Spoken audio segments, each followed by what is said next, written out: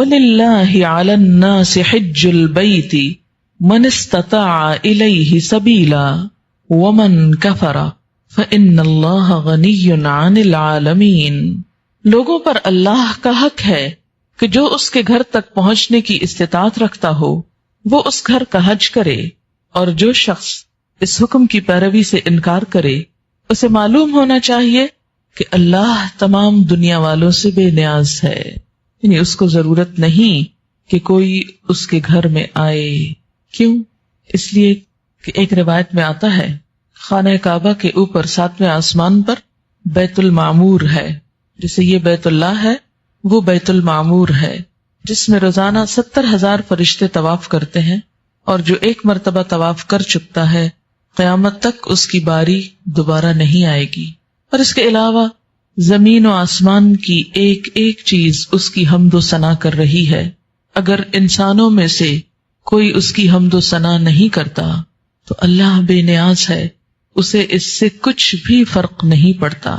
الحج اشہر معلومات فمن فرد فیہن الحج فلا رفث ولا فسوق ولا جدال فی الحج وما تفعلوا من خیر یعلمہ اللہ وتزودوا فإن خیر الزاد التقوی واتقون یا اولی الالباب۔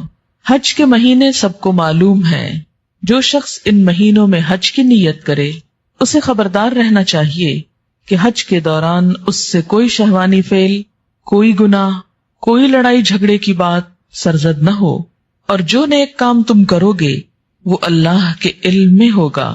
سفر حج کے لیے زاد راہ ساتھ لے کر نکلو، اور سب سے بہتر زاد راہ تقوی ہے، بس اے عقل والو میری نافرمانی سے پرہیز کرو۔ تو اس سے کیا باتیں معلوم ہوتی ہیں؟ نمبر 1، حج کے مہینے اللہ تعالی کی طرف سے مقرر کردہ ہیں۔ نمبر 2، حج کے دوران کوئی شہوانی فعل، لڑائی جھگڑا اور گناہ کا کام حرام ہے۔ اور نمبر 3، حج کے لیے زاد راہ یعنی راستے کا سامان، مثلاً سواری کا ٹکٹ اور کھانے پینے، رہائش کے لیے ضروریات خود فراہم کرنا چاہیے، کسی سے مانگنا نہیں چاہیے، کیونکہ فریضہ اسی طرح ادا ہو سکتا ہے۔ حج کے مہینے کون سے ہیں؟ شوال، ذوالقعدہ اور ذوالحج کے پہلے 10 دن۔ اس آیت کے آخر میں اللہ تعالیٰ نے یہ بھی فرمایا کہ وَاتَّقُونِ يَا أُولِي الْأَلْبَابِ، عقل والو مجھ سے ڈرو، یعنی ان احکامات کی پابندی کے لیے میرا احساس اپنے دل میں رکھو۔ قرآن پاک کی ایک اور آیت سورۃ البقرہ میں آیت نمبر 96 میں ارشاد باری تعالیٰ ہے وَأَتِمُّ الْحَجَّ وَالْعُمْرَةَ لِلَّهِ، حج اور عمرہ اللہ کے لیے پورا کرو، یعنی نیت صرف اس کی رضا ہونی چاہیے۔ فَإِنْ أُحْصِرْتُمْ فَمَا اسْتَيْسَرَ مِنَ الْهَدْيِ وَلَا تَحْلِقُوا رُؤُوسَكُمْ حَتَّى يَبْلُغَ الْهَدْيُ مَحِلَّهُ فَمَنْ كَانَ مِنْكُمْ مَرِيضًا أَوْ بِهِ أَذًى مِّن رَّأْسِهِ فَفِدْيَةٌ مِّن صِيَامٍ أَوْ صَدَقَةٍ أَوْ نُسُكٍ فَإِذَا أَمِنْتُمْ فَمَنْ تَمَتَّعَ بِالْعُمْرَةِ إِلَى الْحَجِّ فَمَا اسْتَيْسَرَ مِنَ الْهَدْيِ فَمَن لَّمْ يَجِدْ فَصِيَامُ 3 أَيَّامٍ فِي الْحَجِّ و7 إِذَا رَجَعْتُمْ تِلْكَ 10 كَامِلَةٌ ذَلِكَ لِمَن لَّمْ يَكُنْ أَهْلُهُ حَاضِرِ الْمَسْجِدِ الْحَرَامِ وَاتَّقُوا اللَّهَ وَاعْلَمُوا أَنَّ اللَّهَ شَدِيدُ الْعِقَابِ۔ اس آیت سے کیا معلوم ہوتا ہے کہ نمبر 1، حج اور عمرہ اللہ کی خاطر۔ نمبر 2، اگر انسان حج اور عمرے کی نیت سے گھر سے نکلے لیکن کسی عذر کی وجہ سے حرم تک نہ پہنچ سکے تو حج یا عمرہ کرنے والا استطاعت کے مطابق ایک اونٹ یا گائے یا بکری قربانی دے کر احرام کھول سکتا ہے۔ بیماری یا سر کی تکلیف کے باعث قربانی کے دن سے پہلے احرام اگر کسی شخص کو کھولنا پڑے تو اسے روزے رکھنا ہوں گے یا صدقہ دینا ہوگا یا قربانی دینا ہوگی۔ روزے اور صدقے کے بارے میں نبی صلی اللہ علیہ وسلم نے حدیث پاک میں ارشاد فرمایا، وضاحت فرمائی کہ روزے 3 رکھے جائیں یا 6 مسکینوں کو 2 وقت کے کھانے کے برابر غلہ صدقہ کیا جائے جو تقریباً 7.5 کلو بنتا ہے، یا پھر قربانی جیسے ایک بکری۔ اسی طرح اور بات کیا معلوم ہوتی ہے کہ میقات سے باہر رہنے والے لوگ حج قران اور حج تمتع ادا کر سکتے ہیں، لیکن میقات کے اندر رہنے والے لوگوں کو حج قران اور حج تمتع کرنا منع ہے۔ حج قران جس میں حج اور عمرہ ایک ہی احرام کے ساتھ کیے جاتے ہیں، حج تمتع اس حج میں بھی حج اور عمرہ ساتھ کیے جاتے ہیں، مگر عمرہ کرنے کے بعد احرام کھول دیا جاتا ہے اور حج کے ایام میں دوبارہ احرام پہنا جاتا ہے۔ اسی طرح جو شخص قربانی نہ کر سکتا ہو اسے 10 روزے رکھنے چاہیے، اور کسی شخص کی طرف سے عمرہ یا حج کی نیت سے احرام باندھ لیا جائے تو اس حج یا عمرہ کو کسی دوسرے شخص کے نام سے نہیں کیا جا سکتا۔ کیوں؟ اس لیے کہ حج نیت کے ساتھ ہے۔ جیسے اگر آپ اپنے لیے حج کر رہے ہیں تو اپنے لیے نیت کرنا ہوگی، اور اگر کسی اور کی طرف سے کر رہے ہیں جسے حج بدل کہا جاتا ہے تو اس شخص کی نیت کی جائے گی۔ ایک دفعہ نیت ہونے کے بعد وہ نیت بدلی نہیں جا سکتی۔ یہ قربانی جس کا یہاں ذکر ہے اس کو عام طور پر دم دینا کے نام سے جانا جاتا ہے، کہ جیسے احرام کی خلاف ورزی پر دم دیا جاتا ہے تو وہ دراصل کیا ہے؟ قربانی دینا۔ یہ قربانی ہم اپنے ملک میں نہیں کر سکتے۔ اگر کوئی شخص وہاں پر کوئی کمی بیشی کر کے آیا ہے تو اسے حرم کی حدود میں ہی قربانی کرنا ہوگی۔ اگر وہ خود وہاں نہیں پہنچ سکتا تو کسی کے ہاتھ وہ وہاں بھجوائے گا۔ اسی طرح یہ قربانی چونکہ کفارے کی قربانی ہے جس کا ان آیات میں ذکر ہے، اس لیے اس کا سارا گوشت مساکین اور فقراء میں تقسیم کیا جائے گا، نہ خود کھایا جا سکتا ہے اور نہ کسی امیر آدمی کو ہدیہ دیا جا سکتا ہے۔ حالت احرام میں خشکی پر شکار کرنا منع ہے۔ اگر کوئی شکار کرے تو اسے شکار کیے گئے جانور کے برابر قربانی دینا ہوگی۔ سورۃ المائدہ میں ہے، یا ایھا الذین آمنوا لا تقتلوا الصید وانتم حرم ومن قتلہ منکم متعمدا فجزاء مثل ما قتل من النعم يحكم به ذوى عدل منكم هديا بالغ الكعبة او كفارة طعام مساكين او عدل ذلك صياما ليذوق وبال امره عفى الله عما سلف ومن عاد فينتقم الله منه والله عزيز ذو انتقام۔ اے لوگو جو ایمان لائے ہو، احرام کی حالت میں شکار نہ مارو، اور اگر تم میں سے کوئی جان بوجھ کر ایسا کر گزرے، یعنی انسان ہونے کے ناطے، تو جو جانور اس نے مارا ہو اسی کے ہم پلہ ایک جانور اسے مویشیوں میں سے، انعام میں سے نظر دینا ہوگا، جس کا فیصلہ تم میں سے 2 عادل آدمی کریں گے، اور یہ نذرانہ کعبہ تک پہنچایا جائے گا۔ جیسے پیچھے میں نے وضاحت کی کہ کفارہ کی قربانی اپنے ملک میں نہیں ہو سکتی، اسے حرم میں پہنچانا ضروری ہے، یا پھر اسی گناہ کے کفارے میں چند مسکینوں کو کھانا کھلانا ہوگا، یا اس کے بقدر روزے رکھنا ہوں گے تاکہ وہ اپنے کیے کا مزہ چکھے۔ پہلے جو کچھ ہو چکا اسے اللہ نے معاف کر دیا، اور جس نے اس حرکت کا اعادہ کیا تو اس سے اللہ بدلہ لے گا۔ اللہ سب پر غالب ہے اور بدلہ لینے کی طاقت رکھتا ہے۔ یہ آیت ہے 95 سورۃ المائدہ کی۔ آج کل کے حالات میں عموماً ایسا اتفاق کم ہی ہوتا ہے، یہ زیادہ ان دنوں میں ہوتا تھا جب لوگ خشکی کے راستے بعض اوقات پیدل، بعض اوقات اونٹوں پر، گھوڑوں پر سواری کیا کرتے تھے، اور اس میں کئی دن اور مہینے لگ جایا کرتے تھے، بسا اوقات زیادہ راہ ختم ہو جاتا تھا۔ انسان چونکہ انسان ہے نا، بسا اوقات انسان ہونے کے ناطے اس سے ایسے کام ہو جاتے ہیں جو اللہ تعالیٰ نے منع کر رکھے ہیں، پھر انسان ایک گناہ کے بوجھ تلے دب جاتا ہے۔ اللہ تعالیٰ سے بڑھ کر مہربان کون ہو سکتا ہے جو اس بوجھ سے بھی پھر انسان کو خود آزاد کرتا ہے، اور اس کے لیے پھر کچھ ایسے جرمانے، یہ کفارہ دراصل کیا ہے؟ ایک طرح سے جرمانہ ہے، پینلٹی ہے، اور اس کے ادا کرنے کے بعد جیسے کسی بھی گناہ کے بعد انسان توبہ کے طور پر کوئی صدقہ کرتا ہے، توبہ کے نفل پڑھتا ہے، یا کوئی نیک کام کرتا ہے، جیسے قرآن پاک میں آتا ہے ان الحسنات یذہبن السیئات، کہ نیکیاں گناہوں کو مٹا دیتی ہیں۔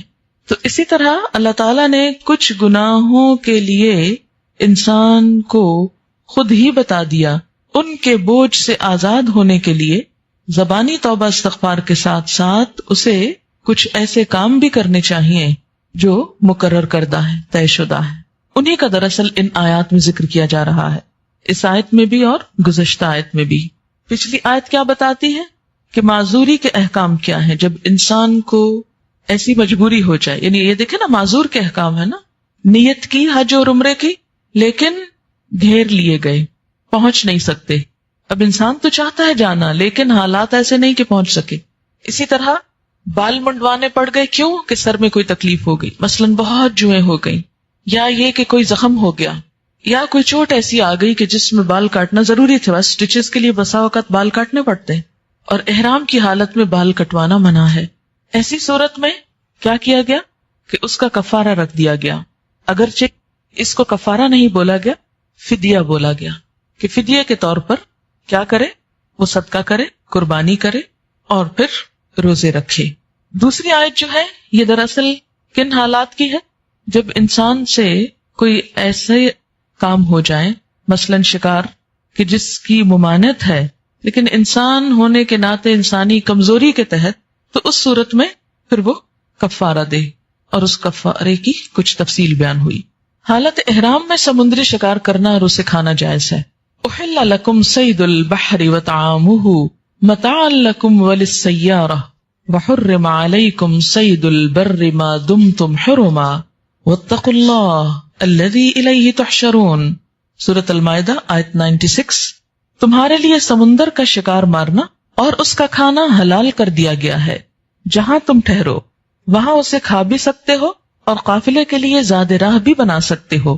البتہ خشکی کا شکار تم پر حالت احرام میں حرام کیا گیا ہے، لہذا اللہ تعالیٰ کی نافرمانی سے بچو، اس اللہ کی جس کی پیشی میں تم سب کو گھیر کر حاضر کیا جائے گا. یعنی اللہ تعالیٰ کو ناراض نہ کرو اس لیے کہ پلٹ کر اسی کی طرف جانا ہے تم کو. خشکی میں شکار ممنوع لیکن سمندر میں مباح یا جائز، حلال. کیوں؟ اس لیے کہ دونوں کے حالات میں فرق ہے. خشکی کے سفر میں زیادہ راہ ختم ہو جائے تو انسان کچھ اور غذائیں بھی حاصل کر سکتا ہے، لیکن بسا اوقات اگر سمندری سفر طویل ہو جائے اور زیادہ راہ سے مراد کیا ہے؟ ساتھ کھانے پینے کا سامان ختم ہو جائے، تو اس صورت میں سمندر کے جانور کو اگر پکڑنا اور شکار کرنا اور کھانا منع کر دیا جاتا تو خود انسان کی موت بھی واقع ہو سکتی. اس سے آپ دین کی وسعت اور دین کی سہولت کا بھی اندازہ لگائیں کہ ہمارے دین میں کوئی ریجیڈیٹی نہیں ہے. ایسا دین نہیں ہے کہ جو انسانی ضرورت اور حالات اور تقاضوں کا احساس نہ کرے. سمندر کے جانور کو اگر پکڑنا اور شکار کرنا اور کھانا منع کر دیا جاتا تو خود انسان کی موت بھی واقع ہو سکتی. اس سے آپ دین کی وسعت اور دین کی سہولت کا بھی اندازہ لگائیں کہ ہمارے دین میں کوئی ریجیڈیٹی نہیں ہے. ایسا دین نہیں ہے کہ جو انسانی ضرورت اور حالات اور تقاضوں کا احساس نہ کرے. پابندیاں اپنی جگہ، لیکن جہاں پابندی انسانی نفس کے لیے، انسانی جان کے لیے گراں ہے، اس کی جان کو ہلاکت میں ڈالنے کا سبب ہے، وہاں پابندی ہٹا لی گئی. تو اس سے پتہ کیا چلتا ہے کہ لا یکلف اللہ نفسا الا وسعہا. یہ ہے دراصل اس آیت کا مفہوم. اور دین میں جتنی بھی پابندیاں ہم پر عائد کی گئی ہیں وہ اسی نوعیت کی ہیں جو ہم نبھا سکیں. ہمیں دین میں ایسے احکامات نہیں دیے گئے کہ جو ہماری پہنچ سے اور ہماری استطاعت سے باہر ہوں. حج فرض ہے، پسندیدہ ہے، لیکن استطاعت نہیں تو کوئی بات نہیں، معاف کر دیا گیا. یہ نہیں کہا کہ جیسے تیسے جیو یا مرو، خود کو بیچو اور پہنچو، نہیں، سہولت دے دی گئی. اسی لیے سورۃ الحج میں آپ نے وہ آیت پڑھی نا، لِكُلِّ أُمَّةٍ جَعَلْنَا مَنْسَكًا. ہر امت کے لیے ہم نے عبادت کے طریقے مقرر کیے، اور طریقے سے مراد صرف وہ خاص مخصوص کوڈ نہیں، اس سے مراد وہ رخصتیں بھی ہیں کہ کب آپ کو کوئی کام کرنا ہے اور کب اس کے لیے آپ کو رخصت دی جاتی. حج یا عمرہ کے دوران صفا اور مروہ پہاڑیوں کا طواف یعنی سعی کرنے کا حکم ہے. ان الصفا والمروۃ من شعائر اللہ فمن حج البیت او اعتمر فلا جناح علیہ ان یطوف بہما ومن تطوع خیرا فإن اللہ شاکر علیم. یقیناً صفا اور مروہ اللہ تعالیٰ کی نشانیوں میں سے ہیں، لہذا جو شخص بیت اللہ شریف کا حج یا عمرہ کرے اس کے لیے کوئی گناہ کی بات نہیں کہ وہ ان دونوں پہاڑیوں کے درمیان سعی کرے. اور جو شخص برضا و رغبت کوئی بھلا کام کرے گا اللہ کو اس کا علم ہے اور وہ اس کی قدر کرنے والا ہے. یاد رہے کہ زمانے جاہلیت میں صفا پر اساف اور مروہ پر نائلہ بت رکھے ہوئے تھے، لوگ ان کا طواف کرتے. تو جب مسلمان حج کرنے یعنی اس حالت اسلام میں حج کی باری آئی یا عمرے کی، تو ان کے دل میں یہ کھٹک پیدا ہوئی کہ کہیں یہ دور جاہلیت کی روایت تو نہیں اور اس سے ان بتوں کی تعظیم کا تو کوئی پہلو نہیں نکلتا. تو اسے واضح کر دیا گیا کہ ایسا نہیں ہے، یہ دراصل اللہ کی نشانیاں ہیں. حج ادا کرنے کے ساتھ ساتھ تجارت کرنا بھی جائز ہے. یہ بھی دین کی ایک اور رخصت ہے، سہولت ہے. دین انسان کا مزاج سمجھتا ہے. ہمارے دین میں نیکی کا تصور یہ نہیں کہ انسان کو اذیت دی جائے، اس پر ناقابل برداشت بوجھ ڈالا جائے. تقویٰ اس چیز کا نام نہیں کہ انسان آرٹیفیشل یا غیر حقیقی کاموں میں پڑ جائے. دین ہمیں موسٹ پریکٹیکل انسان بناتا ہے، بیکار نہیں کرتا. دین اور دنیا کو ساتھ ساتھ لے کر چلتا ہے. یہی دین اسلام کا حسن ہے اور یہی اس کا دین فطرت ہونا ہے کہ فطرت ضرورت اور اس کے تقاضوں کو ساتھ رکھتا ہے، سامنے رکھتا ہے. پھر وقوف عرفات حج کا رکن ہے. مزدلفہ میں اللہ کو خوب یاد کرنے کا حکم ہے. مشعر الحرام کے قریب وقوف کرنا افضل ہے. ان سب باتوں کو ان آیات میں بیان کیا گیا. 198 199 سورۃ البقرہ. لیس علیکم جناح ان تبتغوا فضلا من ربکم فاذا افضتم من عرفات فاذکروا اللہ عند المشعر الحرام واذکروہ کما ہداکم وان کنتم من قبلہ لمن الضالین ثم افیدوا من حیث افاد الناس واستغفروا اللہ ان اللہ غفور الرحیم. اگر حج کے ساتھ تم لوگ اپنے رب کا فضل بھی تلاش کرتے جاؤ تو اس میں کوئی حرج نہیں. یعنی اگر چلتے وقت تجارت کا کچھ سامان بھی لیتے جاؤ، وہاں جا کر بیچ ڈالو یا وہاں سے کچھ ساتھ لے آؤ تو اس میں کوئی حرج نہیں. اللہ تعالیٰ ہماری نفسیات کو سمجھتا ہے نا، اسی نے تو ہم کو بنایا ہے. الا یعلم من خلق وہو اللطیف الخبیر. کیا وہی نہ جانے گا جس نے پیدا کیا؟ وہ تو باریک بین باخبر ہے، اس کو تو اندر تک کے احساسات کا پتہ ہے کہ انسان کیا چاہتا ہے. تو جائز حدود کے اندر رہتے ہوئے اللہ تعالیٰ نے انسان کو ان چیزوں میں رخصتیں دیں جو انسان کے فائدے کے لیے ہو سکتی. اب دیکھیں کہ حج میں کتنا بڑا کراؤڈ ہوتا ہے. اگر اس موقع پر کچھ لوگ اپنے ملک، اپنے علاقے، اپنے ہاتھ کی مصنوعات، دستکاریاں یا کوئی ایسا سامان ساتھ لے چلتے ہیں جسے بیچ کر وہ اپنے لیے زیادہ راہ بھی لے سکے اور دوسرے لوگوں کو کچھ فائدہ بھی پہنچا سکے تو اس میں کوئی برائی نہیں. لیکن اس نیت سے حج کرنا کہ بزنس کراتے ہیں اور ساتھ حج ہو جائے گا، حج نمبر 2 ہو اور بزنس نمبر 1 ہو تو پھر اسی کے مطابق اجر ہوگا. لیکن اگر مطلوب اللہ کی ذات ہو، اس کی محبت میں انسان نکل رہا ہے، عبادت اور اطاعت میں، اور ساتھ انسان اپنی ضرورت پوری کر رہا ہے. جیسے اب دیکھیے کہ اس سفر میں انسان کھا بھی رہا ہے، پی بھی رہا ہے، سو بھی رہا ہے. چونکہ وہ اللہ کے راستے میں سفر ہے اس لیے کھانا پینا سونا سب کچھ عبادت ہو جاتا ہے. تو ایسے ہی تجارت ویسے بھی ایک عبادت ہے. اگر اس سفر میں کچھ تجارت بھی کر لی جائے بشرطے کہ عبادت متاثر نہ ہو. یہ نہ ہو کہ لوگ مسجد میں نماز پڑھیں اور آپ باہر بیٹھ کے چیزیں بیچ رہے ہیں. ایسی تجارت نہ ہو کہ جو عبادت سے روک دے. تو ایسی تجارت بھی پھر ایک عبادت ہو جائے گی. کون سی؟ جس میں اللہ کی عبادت پہلی ترجیح ہو. اچھا، ہمارے ہاں عموماً کیا تصور پایا جاتا ہے؟ اگر کوئی شخص ایسا کرے تو اس کے بارے میں کیا رائے رکھتے ہیں؟ اچھی رائے رکھتے ہیں، کیونکہ ہم نے تقویٰ کا معیار کچھ اور بنا رکھا ہے. ہم لوگوں کی نیتوں پر بھی شک کرتے ہیں کہ ہاں وہ تو گیا ہی اس نیت سے کہ کچھ اس کی تجارت چمک اٹھ.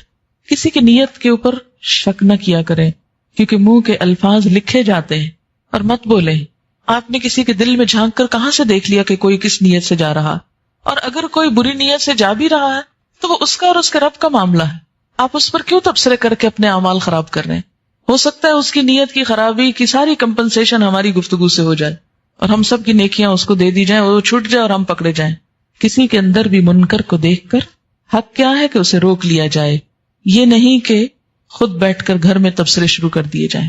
ارشاد باری تعالیٰ ہے لیس علیکم جناح ان تبتغوا فضلا من ربکم فاذا افضتم من عرفات فاذکروا اللہ عند المشعر الحرام واذکروہ کما ہداکم وان کنتم من قبلہ لمن الضالین ثم افیدوا من حیث افاد الناس واستغفروا اللہ ان اللہ غفور الرحیم.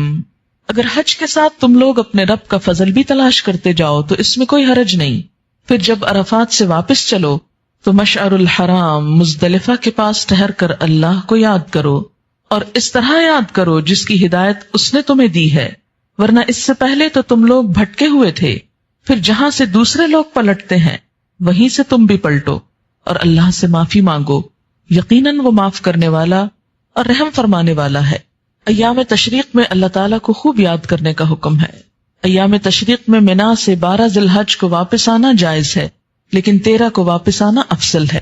وَاذْكُرُوا اللَّهَ فِي أَيَّامٍ مَّعْدُودَاتٍ فَمَن تَعَجَّلَ فِي يَوْمَيْنِ فَلَا إِثْمَ عَلَيْهِ وَمَن تَأَخَّرَ فَلَا إِثْمَ عَلَيْهِ لِمَنِ اتَّقَىٰ وَاتَّقُوا اللَّهَ وَاعْلَمُوا أَنَّكُمْ إِلَيْهِ تُحْشَرُونَ. یہ گنتی کے چند روز ہیں جو تمہیں اللہ کی یاد میں بسر کرنے چاہیے. پھر جو کوئی جلدی کر کے 2 ہی دن میں واپس ہو گیا، کہاں سے؟ منا سے، تو کوئی حرج نہیں. یعنی اگر کسی کو جلدی ہے اور جانا چاہتا ہے تو برا مت سمجھو، اس نے اپنا حج پورا کر لیا. اور جو کچھ زیادہ دیر ٹھہر کر پلٹا تو بھی کوئی حرج نہیں. نہ جلدی جانے والا لیٹ آنے والے کو برا بھلا کہے اور نہ رکنے والا جانے والے کو برا سمجھے، بشرطے کہ یہ دن اس نے تقوی کے ساتھ بسر کیے ہوں. اللہ کی نافرمانی سے بچو اور خوب جان رکھو کہ ایک دن اس کے حضور تمہاری پیشی ہونے والی ہے. طواف یا طواف زیارہ حج کا رکن ہے. وَأَذِّن فِي النَّاسِ بِالْحَجِّ يَأْتُوكَ رِجَالًا وَعَلَى كُلِّ دَامِرٍ يَأْتِينَ مِن كُلِّ فَجٍّ عَمِيقٍ لِيَشْهَدُوا مَنَافِعَ لَهُمْ وَيَذْكُرُوا اسْمَ اللَّهِ فِي أَيَّامٍ مَّعْلُومَاتٍ عَلَى مَا رَزَقَهُم مِّن بَهِيمَةِ الْأَنْعَامِ فَكُلُوا مِنْهَا وَأَطْعِمُوا الْبَائِسَ الْفَقِيرَ ثُمَّ لْيَقْضُوا تَفَثَهُمْ وَلْيُوفُوا نُذُورَهُمْ وَلْيَطَّوَّفُوا بِالْبَيْتِ الْعَتِيقِ. سورۃ الحج آیت 27 سے 29 تک اللہ تعالیٰ حضرت ابراہیم علیہ السلام کو حکم دے رہے ہیں لوگوں کو حج کے لیے اذن عام دے دو، پکارو کہ وہ تمہارے پاس ہر دور دراز مقام سے پیدل اور اونٹوں پر سوار ہو کر آئیں تاکہ وہ فائدے دیکھیں جو یہاں ان کے لیے رکھے گئے ہیں، اور چند مقرر دنوں یعنی ایام نحر اور ایام تشریق میں ان جانوروں پر اللہ کا نام لیں، یعنی ذبح کریں جو اس نے انہیں بخشے ہیں، خود بھی کھائیں اور تنگ دست محتاج کو بھی دیں. پھر اپنا میل کچیل دور کریں اور اپنی نظر پوری کریں اگر کسی نے مان رکھی ہو، اور قدیم گھر یعنی بیت اللہ کا طواف کریں.